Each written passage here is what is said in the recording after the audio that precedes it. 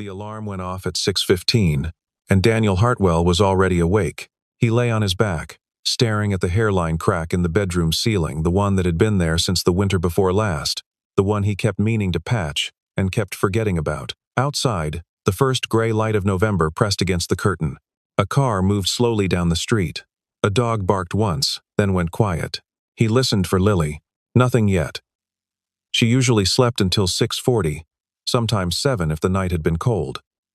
He had learned, in the 3 years since Claire left, to measure the value of mornings by their silence. Not peace, exactly more like the pause before a held breath releases. He had learned to love those 20 minutes, to drink bad coffee standing at the counter, looking at the backyard where the oak tree was finally losing its last few leaves. He was 34 years old.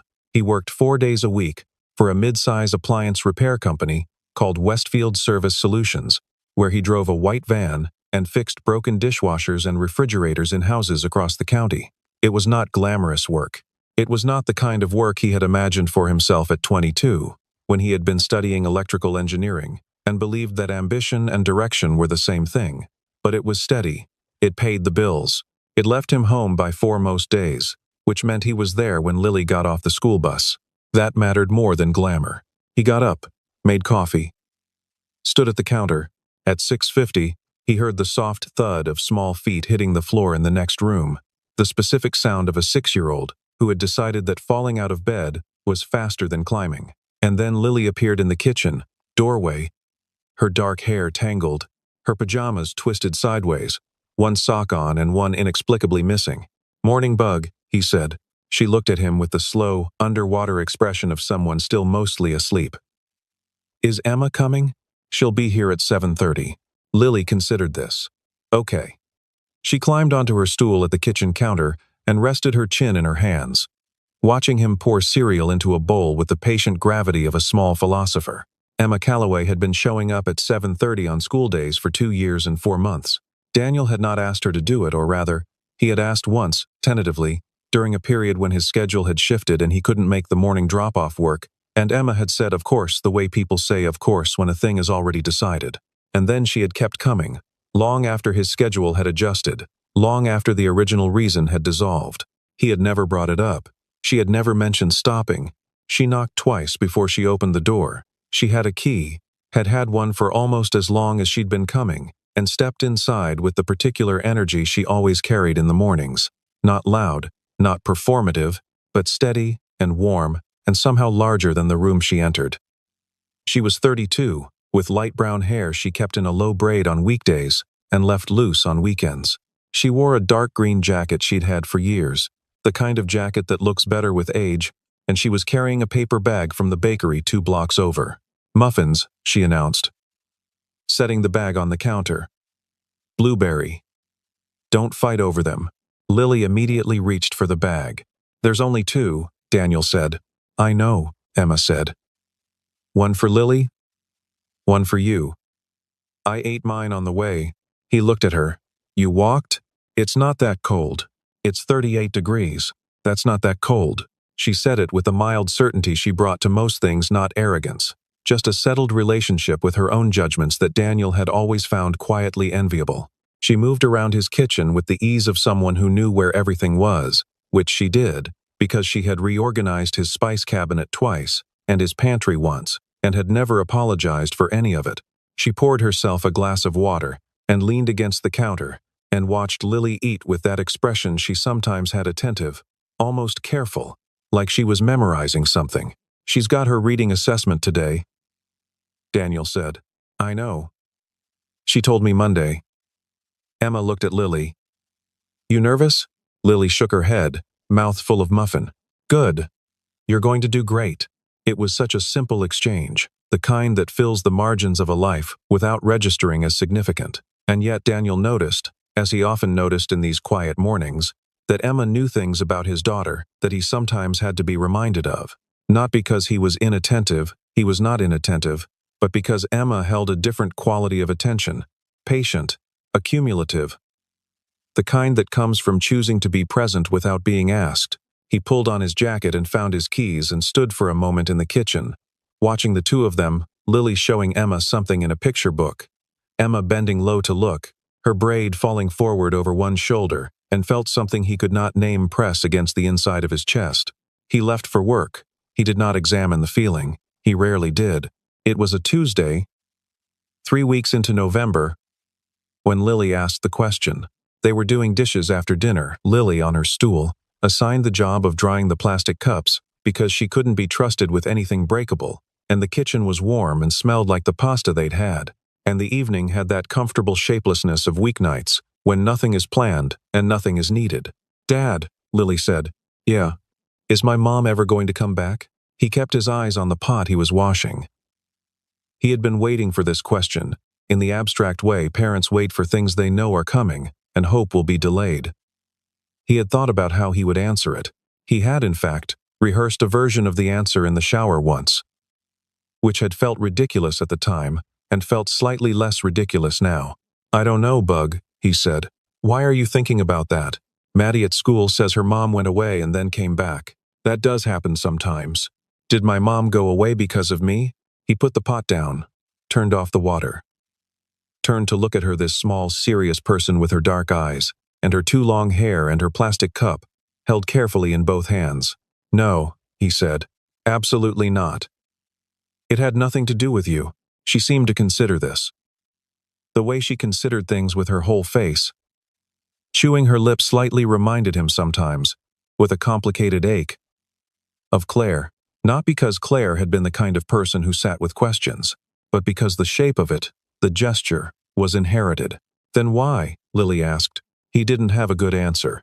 He had never had a good answer.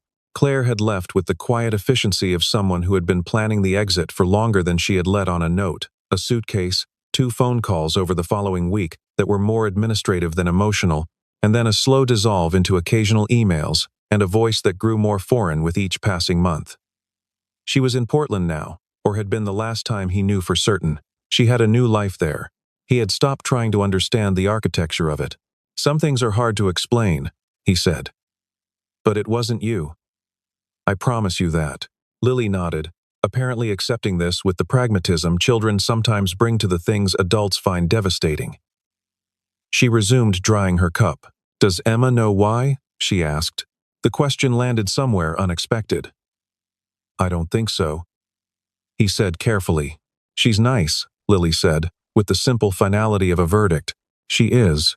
Nicer than Maddie's mom. You've never met Maddie's mom. Maddie says she yells a lot."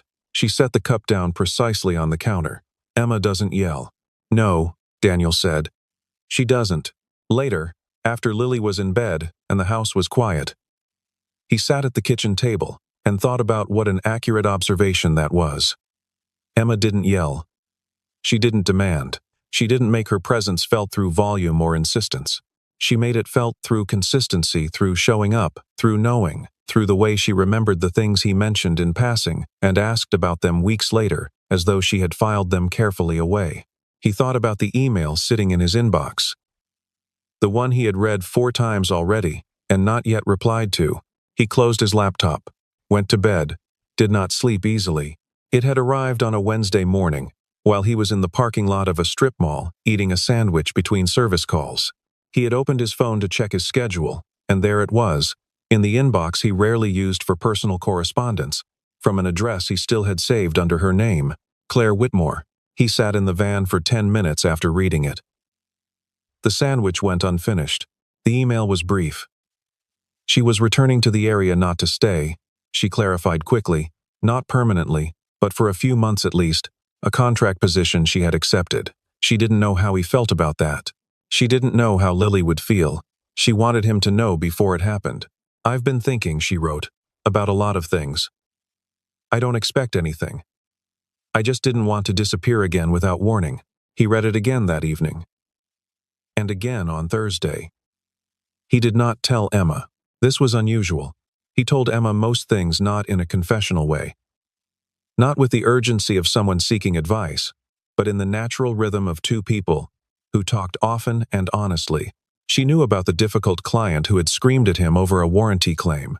She knew about the leak under the bathroom sink he'd been meaning to fix. She knew that he sometimes drove home the long way on bad days just to have 10 extra minutes of quiet. But he didn't tell her about the email. She noticed the change anyway. He knew she had noticed when, on Friday afternoon, she asked how his week had been, and he said fine, and she looked at him for a beat too long before saying okay and moving on. Emma never pushed. She would lay something down gently, like setting a glass near the edge of a table, and wait to see if he reached for it. He didn't reach. She let it go, but he saw her. On Saturday morning when she came to take Lily to the farmer's market, her eyes moving once to his phone on the counter, where he'd been rereading the email again, and then moving deliberately away. She knew something had shifted. She didn't ask what. He began cleaning the house the week after. Not the ordinary tidying he maintained. Out of necessity, he had always kept a reasonable household, but a deeper kind of attention. He reorganized the closet in the hallway.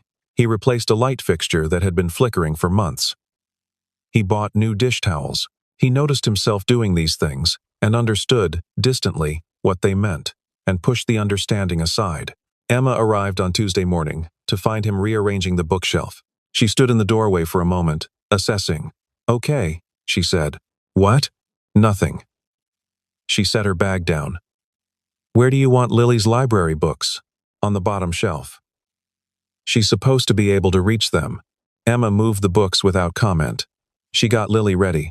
She braided Lily's hair in the particular way Lily preferred, 2 loops instead of 1 at the bottom, for reasons that were apparently very important, and helped her find her left shoe, which had migrated under the couch, and walked her to the end of the driveway to wait for the school bus. When she came back inside, Daniel was still at the bookshelf. "Hey," she said. She was quiet for a moment. "Is everything okay?" "Yeah." He didn't turn around. Just felt like things needed to be in order. "Okay, you don't have to hover." It came out sharper than he'd meant it. He heard it land. He turned around. Emma's expression didn't change in any dramatic way. She looked at him steadily, with the particular quality of attention she had not wounded, not defensive, simply present. She had been on the receiving end of his moods before. She was not unfamiliar with them. But he saw something in her eyes that he couldn't quite read, something that retreated even as he noticed it. "I'm not hovering," she said, without accusation. "I'm just asking." "I know." He exhaled. "Sorry. Long week." "It's Tuesday." "Long several weeks." She nodded. She picked up her bag. "I'll be back at 3:30 for pickup." "You don't have to. I'm already going to be in that direction." She said it in the matter-of-fact tone she used to preempt his objections. He had stopped, mostly, objecting. She left. He stood in the middle of his newly organized living room and recognized that he had just made the air between them strange, and that this was not her fault, and that he did not know how to fix it without explaining something he wasn't ready to explain. Lily fell asleep at 8:15 that Thursday, which was earlier than usual. She had worn herself out at the playground, and by dinner time her eyes had been going glassy with exhaustion.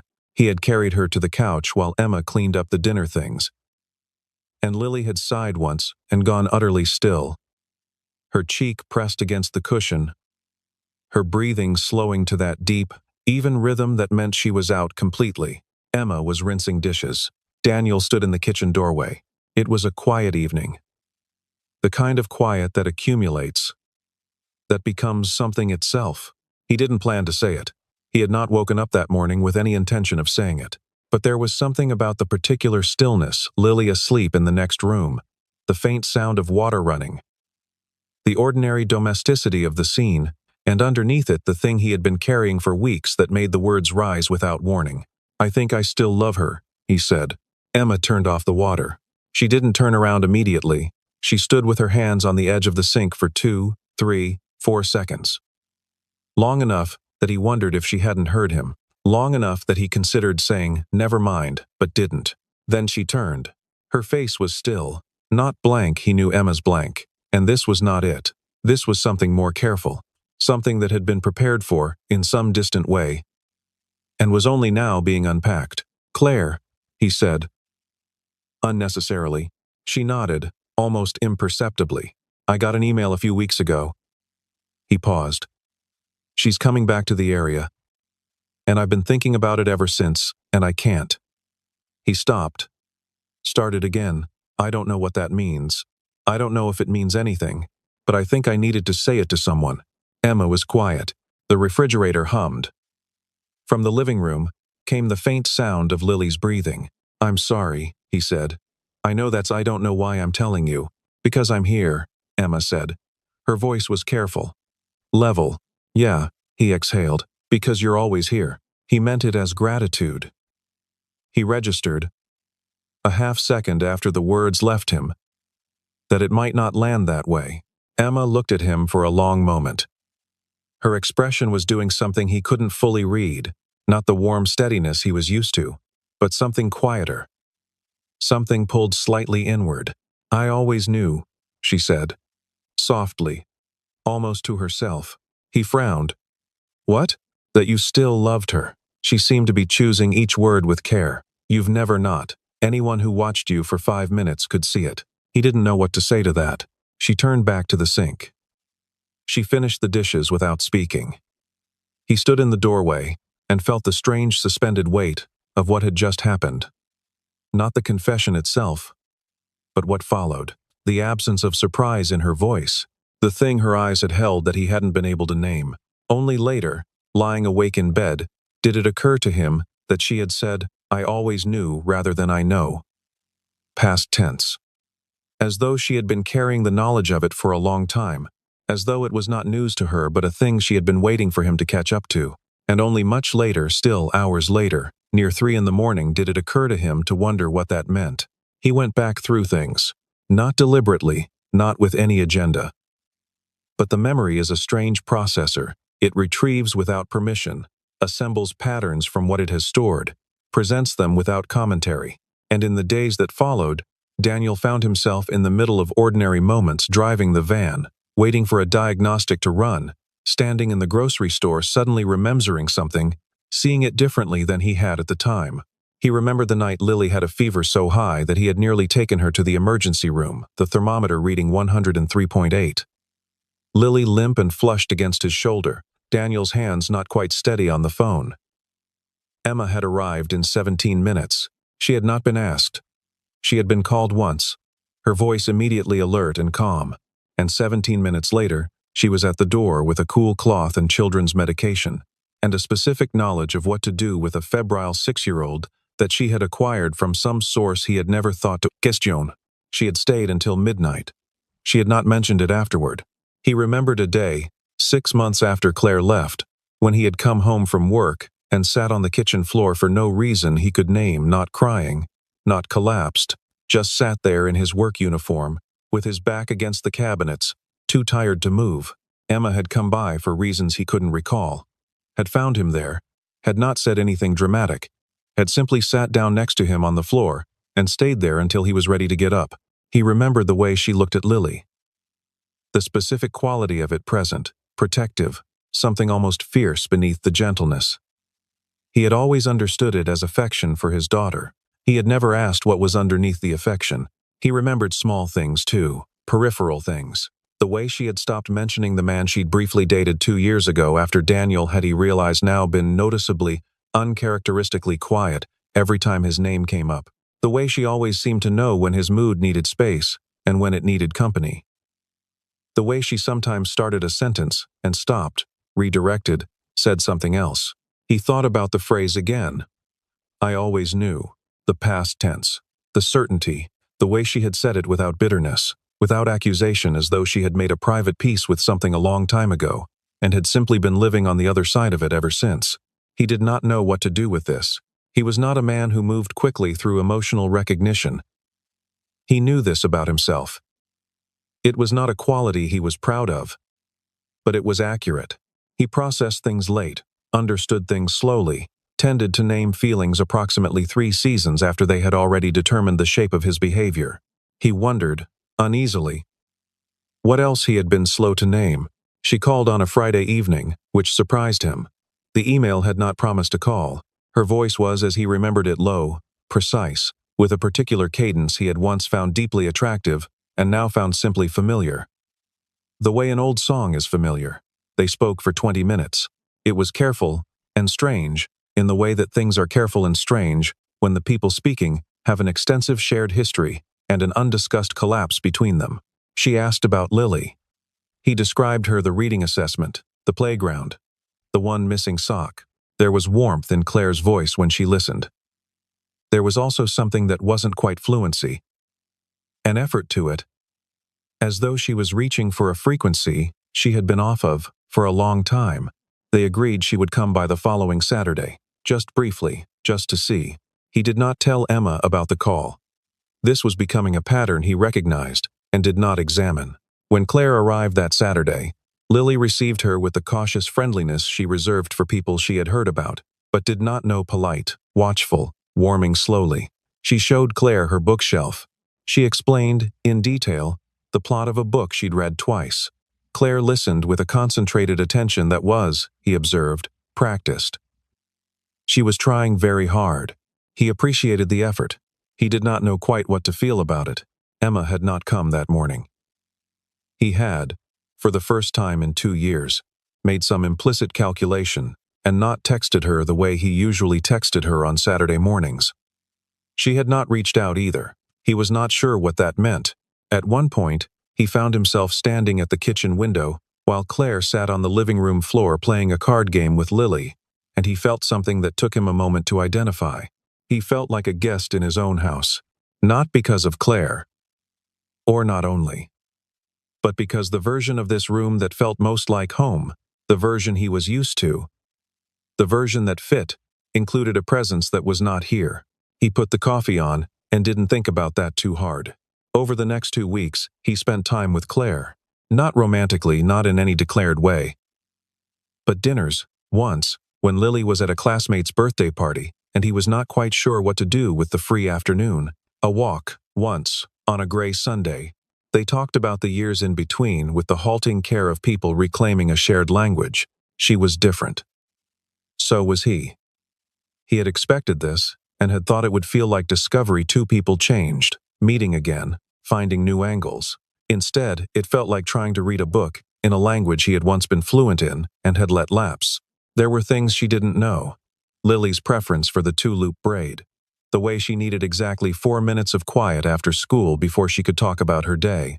The specific placement of items in the kitchen that had evolved over 3 years of living in the same house with someone who was not Claire. He didn't blame her for not knowing. She had not been there to learn. But there was a moment, on the second dinner, when Lily knocked over her water glass and Claire reached for paper towels, and Lily looked up with an expression that was clearly searching for a specific response, and Claire gave a perfectly reasonable response, a kind response, but not the right one. Not the one that would have made Lily's shoulders drop, that would have transformed the small embarrassment into something inconsequential. He knew what the right response was. Emma had invented it 2 years ago. And Lily had accepted it as law. You say that's what the napkins are for in a tone of complete unconcern, and then you hand her one to help clean up, which makes her feel capable instead of clumsy. He said it himself. Lily's shoulders dropped. Claire looked at him, something passing across her face. "You're really good at that," she said. It was meant as a compliment. He nodded and didn't say. "I learned it from watching someone else." It was a Thursday. Emma came to get Lily from school and bring her back to the house the way she did on Thursdays.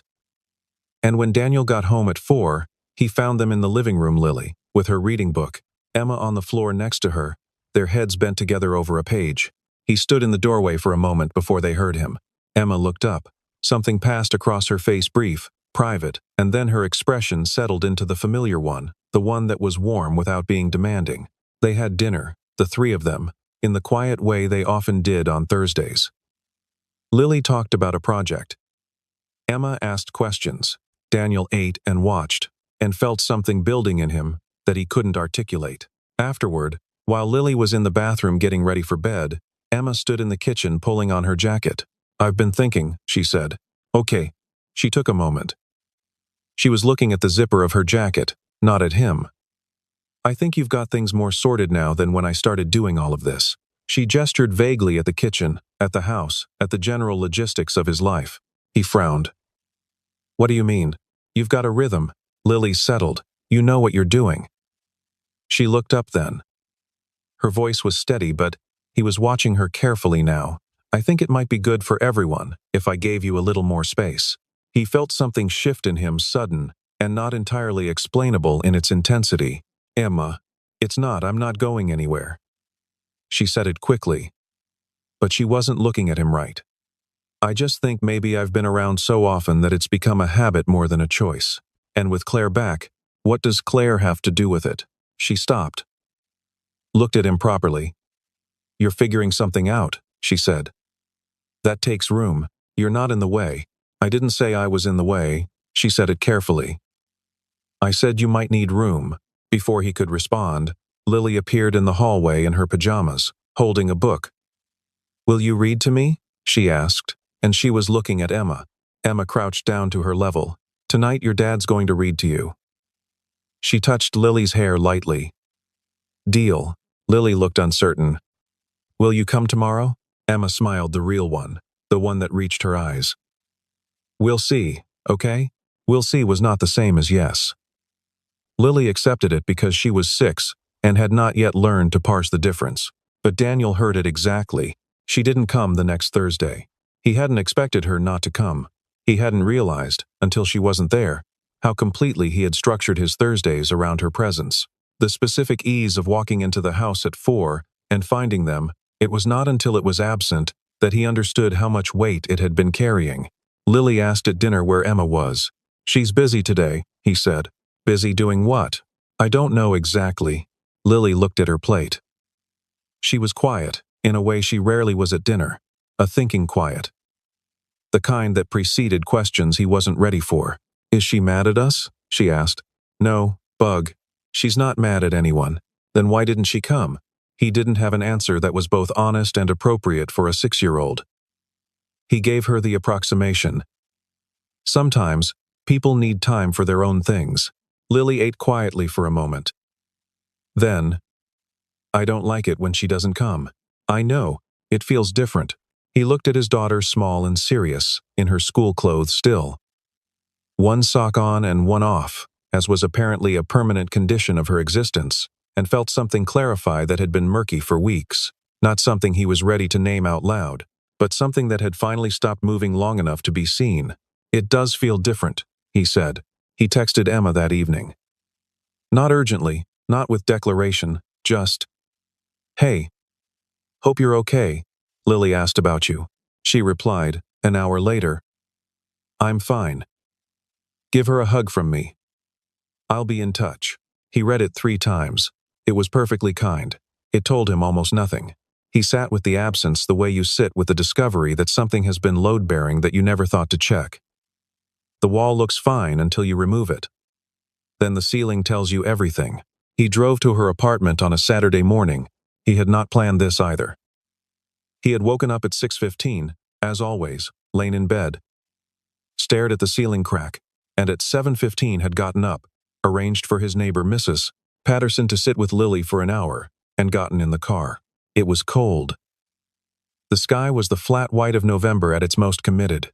He drove through the city with the particular focus of someone who has not planned what they're going to say but has made the non-negotiable decision to go anyway.